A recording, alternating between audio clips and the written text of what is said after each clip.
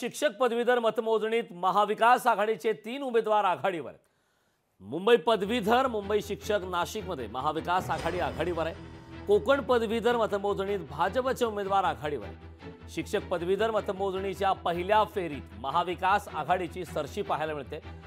मुंबई शिक्षक मतमोजणीत शिवसेना उद्धव बाळासाहेब ठाकरे पक्षाचे उमेदवार आघाडीवर आहेत। शिवसेना उद्धव बाळासाहेब ठाकरे पक्षाचे जमो अभ्यंकरांना पहिल्या फेरीत तब्बल 61 मतांची आघाडी आहे। मुंबई पदवीधर मतदारसंघामध्ये अनिल परब आघाडीवर आहेत। अनिल परब महाविकास आघाडीचे उमेदवार आहेत।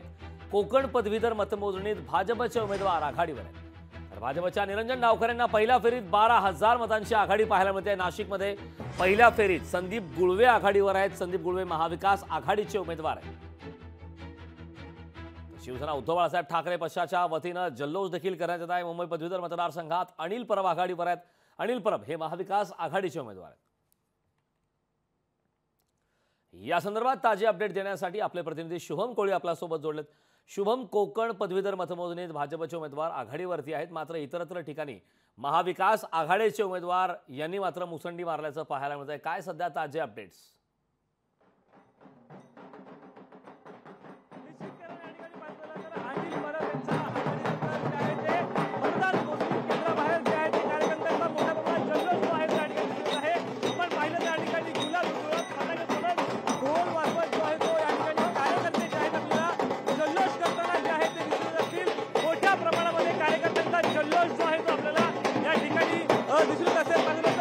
कोकण भवन ज्या ठिकाणी केंद्र आहे त्या ठिकाणी पाहिलेली दृश्य आहेत आणि मोठ्या प्रमाणात कार्यकर्ते जे आहेत या ठिकाणी जल्लोष करताना आपल्याला दिसून येत असतील। एकत्रित पाहिल्यानंतर मोठ्या प्रमाणात कार्यकर्ते होते।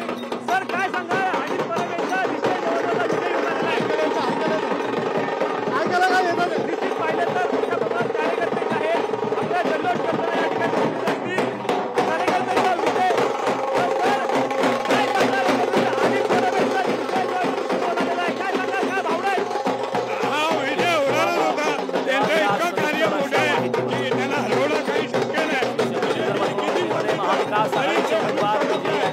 आघाडीवरती आहेत।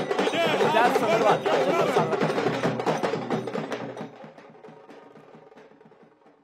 नक्कीच शुभम, खूप खूप धन्यवाद या सविस्तर अशा माहितीबद्दल। लोकशाही मराठी ऐका, पहा, जागरूक रहा।